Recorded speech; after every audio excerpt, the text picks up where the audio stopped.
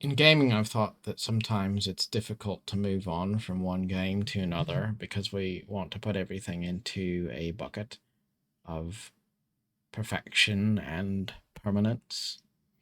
You want to find that forever game that's going to be perfect for you, and you don't ever want to walk away from it because there's that lost time fallacy that kind of sinks in, and you think, well, I've had a good experience with this title before and I really enjoyed it. It was wonderful.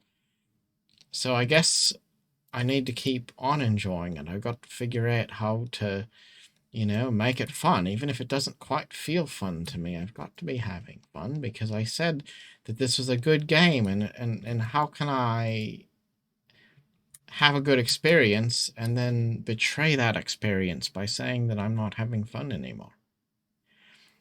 In that way, it's not any different than a relationship, or maybe you might do the same thing. You say, this is a relationship which is in some ways abusive and toxic and cruel, but then there's good things about it, and it used to be great. So I guess, I've got to make it work, and I've got to keep on plugging for it because I can't just betray it now, right? We have that feeling. And yet, sometimes the truth is that something's not really good for us. And it's better to move on. And when you do move on, it's important to realize you can still cherish the good things, the best things from your journey and from the past. You can play a game for a couple of years and then you could take a break from it and you could say, you know what, I'm not going to play this game anymore. That doesn't negate the positive experience that you had along the way. It doesn't somehow make it less. It doesn't mean that you can't still have mementos and memorabilia that reminds you of the good times you had with that game. You can let it be a software box set that just lives on the shelf and gives you positive memories and a conversation piece. You don't have to log in every day for the rest of your life to pay tribute to positive memories that you had when it was fresh and new. And I think it's important to realize that you don't have to continue to force yourself to pretend that you're having fun when you're not.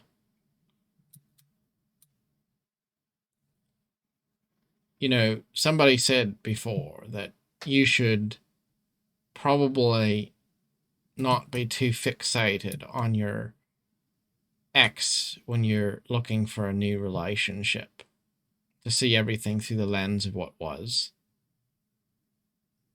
Because you need to remember that you probably aren't in a past relationship for a reason. And you didn't want to have rose colored glasses that keep you from seeing the truth because you look back and you remember with fondness the things that used to be so much that you don't cherish the things that are. You have to let things go if you're going to let new things that are more positive grow in their place. And it's the same thing whether we're talking about a relationship or we're talking about perhaps a relationship with a franchise or a title or something like that. You can be a fan of something without defining your entire character by it.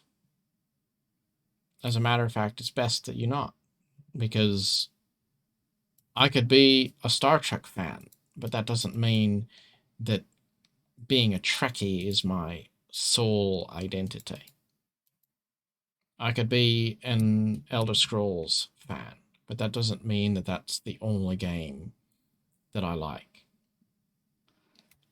I can be a Lord of the Rings fan, but that doesn't mean that I'm a worshiper of J.R.R. Tolkien.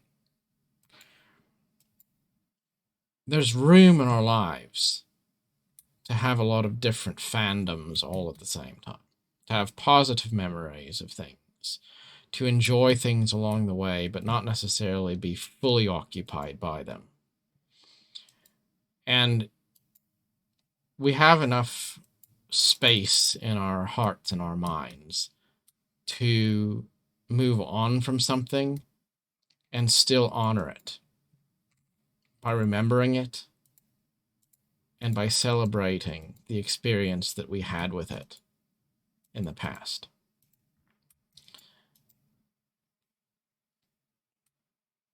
It's important to realize that that's okay. It's all right to move on. It's all right to take a break from a game. It's all right to do something else.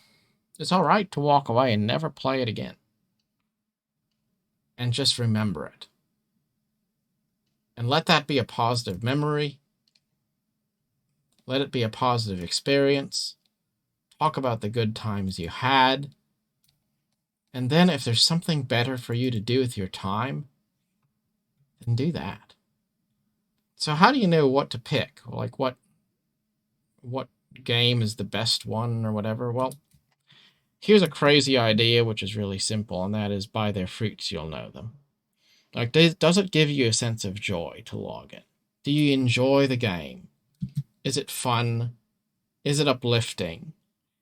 For example, I've played Albion Online for probably 2 or 3 years. I've been on and off with that game and I've enjoyed it. It's great. Except the player base is really toxic. And I don't like that. So I started spending time playing other games. And then I thought, well, gee, I sure hate to walk away from this game that I spent a lot of time in and I've really enjoyed it. But then I thought, what kind of experience do I really get out of that game? Truth is I've kind of gotten enough of good experiences out of that game. And now, if I was going to keep on playing it and get more into it, I can't avoid the fact that the community just doesn't really mesh well with my values. I don't enjoy those players very much. I'd much rather play a game where people are more casual, more positive, more respectful. And so that made me start spending more time playing other games like Elder Scrolls Online, which I've found that I like rather well.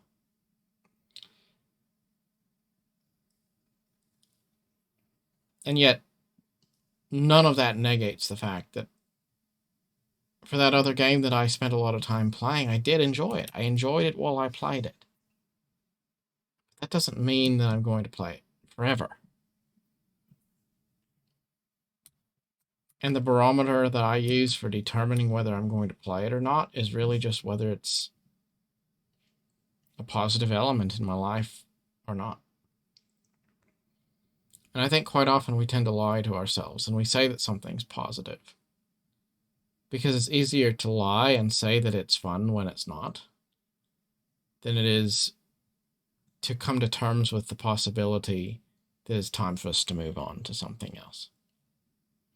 But then when we do let it go and we really say, all right, that's fine, then it's really like lifting a weight off your shoulders because you no longer feel like you're obligated. And then you can just be free to enjoy your life as you see fit without any burdens or expectations. So, moral of the story, if you're not having fun, don't do it. If it's not bearing good fruit in your life and in your day, then just surrender it, let it go. And always draw yourself to the light. Always look for things that bring joy and positivity into your life. And if they don't, well, then it's all right. Let them go and honor them with your memories of all things that you've enjoyed. in the past. Till next time, thank you very much for watching. Bye now.